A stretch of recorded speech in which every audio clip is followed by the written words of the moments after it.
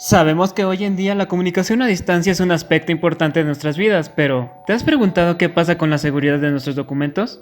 ¿Qué pasa si alguien los intenta robar? ¿Hackers, ladrones? ¿O tu ex? Hay un sinfín de peligros. En las antiguas civilizaciones se ocupaba la criptografía para ocultar proyectos de guerra para que el enemigo no pudiera reconocerlos, y ahora en nuestros días se han adaptado para nuestra seguridad informática. El uso de la criptografía, dando algo más específico, es una técnica que protege documentos y datos a través de la utilización de cifras o códigos para escribir algo en secreto en documentos y datos confidenciales que circulan en redes locales o en internet.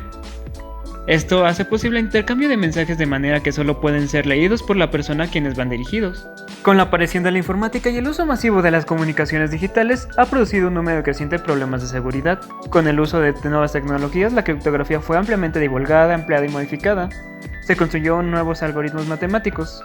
En este caso nos toca hablar del RSA, Reeves, Sharmin, Adleman, que son los apellidos de sus autores. Un poquito de historia.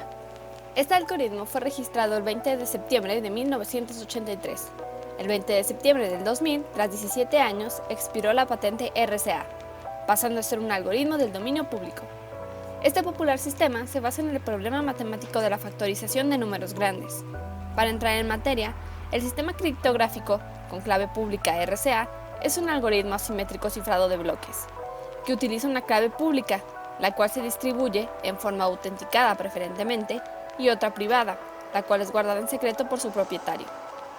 Una clave es un número grande, no más grande. Sí, eso, algo así. Bueno, eso es lo que una persona puede conceptualizar como un mensaje digital, como un archivo binario o como una cadena de bits o bytes. Cuando queremos enviar un mensaje, el emisor busca la clave pública de este cifrado del receptor y una vez que dicho mensaje llega al receptor, este se ocupa de descifrarlo usando su clave oculta. Tenemos que representar mediante números los mensajes enviados usando el algoritmo RSA. Por otro lado, el funcionamiento se basa en el producto de dos números primos grandes, elegidos al azar, como tirar dados pero con más posibilidades, para conformar la clave del descifrado. Además, se emplean expresiones exponenciales en aritmética modular. La seguridad de este algoritmo radica en que no hay maneras rápidas conocidas de factorizar un número grande en sus factores primos utilizando computadoras tradicionales. La computación cuántica podría proveer una solución a este problema de factorización, pero hasta donde sé no están muy baratas. La fortaleza de este algoritmo se basa en la dificultad de factorizar un número, resultante de la multiplicación de dos números primos. Actualmente se recomienda el uso de números primos de al menos 2048 bits. Primero se deben elegir dos números primos P y Q, es decir, que cada número solo tenga como divisor al 1 y a sí mismo. Después se calcula el número n, producto de P y Q. Posteriormente, se calcula la función multiplicativa de Euler, phi de n. Para un número x dado, esta función define el número de enteros positivos menores o iguales que x, que son primos relativos de x. La función se calcula como phi de x es igual a x menos 1. Descomponiendo n en p y q, dentro de la función phi de n se tiene phi de n es igual a p menos 1 multiplicado por q menos 1. Posteriormente, se elige un número e que sea mayor que 1, pero menor que phi de n, es decir, que sea primo relativo de phi de n. Es necesario que e y phi de n tengan como máximo común divisor a 1. De esta forma se asegura que exista el inverso multiplicativo de e. Una vez asegurada esta condición, se debe calcular d, que es el inverso multiplicativo de e módulo n. Dado la condición de que e y phi de n tienen como máximo común divisor a 1, se puede expresar a su relación en una combinación lineal. E multiplicado por u más phi de n multiplicado por v es igual a 1. Se buscan los números u y v que cumplan esta ecuación para finalmente calcular d. d es igual a u módulo phi de n. La tupla d y n conforman la llave privada, mientras que e y n conforman la llave pública. Suponiendo un transmisor, Alice, que quiere mandarle un mensaje m al receptor Bob, Alice obtiene el mensaje cifrado c elevando m al exponente e de Bob en módulo n, siendo esta la llave pública de Bob. Cuando Bob recibe el mensaje cifrado, para descifrar el mensaje debe realizar la operación m es igual a c a la d módulo n. Con su llave privada puede descifrar el mensaje dado que E es el inverso multiplicativo módulo n de D, es decir, m a la E módulo n, esto a la D módulo n es igual a m. La fortaleza de este algoritmo radica en que si alguien que no es Bob recibe el mensaje, necesita conocer la llave privada de Bob. Para ello, el atacante debe calcular el inverso multiplicativo de E. Sin embargo, no se publica la función fidn como parte de la llave pública, por lo que el atacante debe descomponer los factores primos de la función fidn, que conlleva un número exponencial de posibilidades que aumentan conforme el tamaño de la llave aumenta. El mayor servicio que el algoritmo RSA le da a la humanidad es el de mantener algo secreto.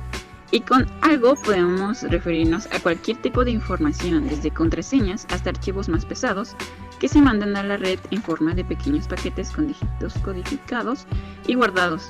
Entonces, la rama en la cual entra RSA es la criptografía.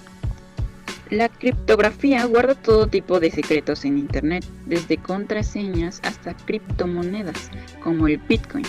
En general, la seguridad de los sistemas informáticos, ciberseguridad, Internet de las cosas y las identidades de los espías secretos de los gobiernos. Organizaciones y empresas guardan las claves secretas de sus usuarios, tales como bancos, Facebook, Twitter y Google, que usan factores primos extraordinariamente grandes para mantener seguros nuestros secretos dentro de Internet. Las matemáticas están ahí para ocultar todos esos secretos. La ciencia de los secretos es la criptografía. La fuerza del algoritmo RSA depende de la dureza de la factorización prima, que es el resultado de una profunda pregunta sobre la distribución de números primos. Una pregunta que permaneció sin resolver por miles de años. Dado que RSA es algo puramente matemático, la información es puramente numérica, incluso si se trata de mensajes. Estos deben ser codificados primero al lenguaje binario y convertirse en números. Existe una empresa llamada RSA que provee a sus clientes una llave de banco con claves que cambian cada 30 segundos. A comienzos del año 2020 se revolucionó esta forma de brindar claves y ahora se usa la forma digital, por ejemplo, con la aplicación llamada Duo Móvil. Computadora común y corriente puede tardar un cierto tiempo en multiplicar dos números, y ese tiempo aumenta conforme aumentan los dígitos de dicho número, por lo que la dificultad de RSA radica en factorizar un número primo extraordinariamente grande. Matemáticos importantes que influyeron en el proceso de la creación de RSA fue Euler con sus propiedades de los números primos y la función phi, así como el teorema de Euler. Además, Euclides demostró hace más de 2000 años que cada número tiene exactamente una factorización prima, un número primo multiplicado por otro número primo, que podemos considerar como una clave secreta. El único enemigo que terminaría completamente con el algoritmo RSA es la existencia de un ordenador cuántico. A pesar de que hasta la fecha existen pocos algoritmos cuánticos, ya existe un algoritmo llamado SHOT, que es capaz de cargarse las claves públicas y privadas, hasta la fecha solo con números pequeños, pues la computadora más reciente solo tiene hasta 40 qubits. Sin embargo, conforme vaya creciendo la computación cuántica, nuestras claves de Internet serán cada vez más vulnerables.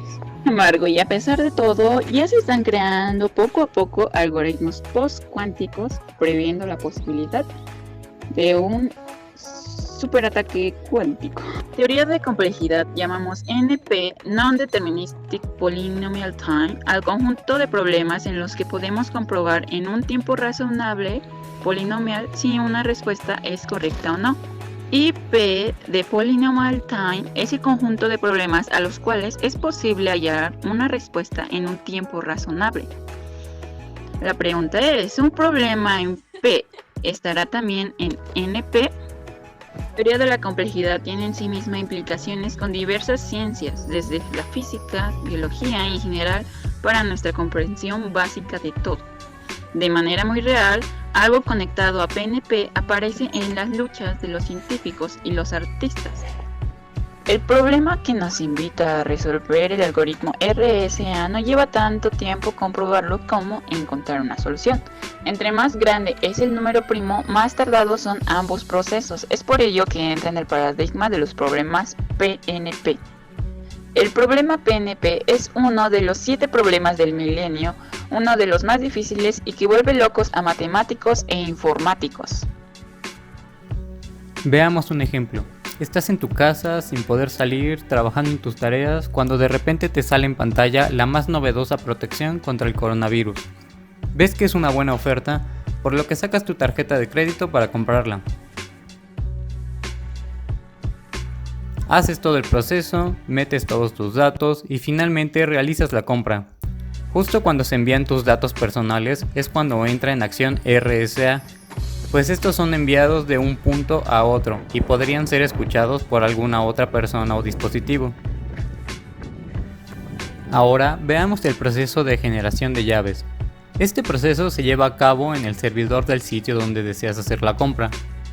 Primero, se eligen dos números primos lo más alejados entre ellos. En este caso, para hacerlo un poco más sencillo, se escogerán los números P igual a 5 y Q igual a 11. Se multiplican estos números para obtener el número n y se calcula la función totien de n, la cual se obtiene multiplicando los números p-1 por q-1. Ahora, para elegir la llave pública E, se tiene que verificar que sea un número primo entre 2 y el totien de n, en este caso 40. Elegimos, por ejemplo, la llave pública igual a 13 y se verifica que el máximo común divisor entre la llave y el totien sea 1. Si cumple, entonces es una llave válida.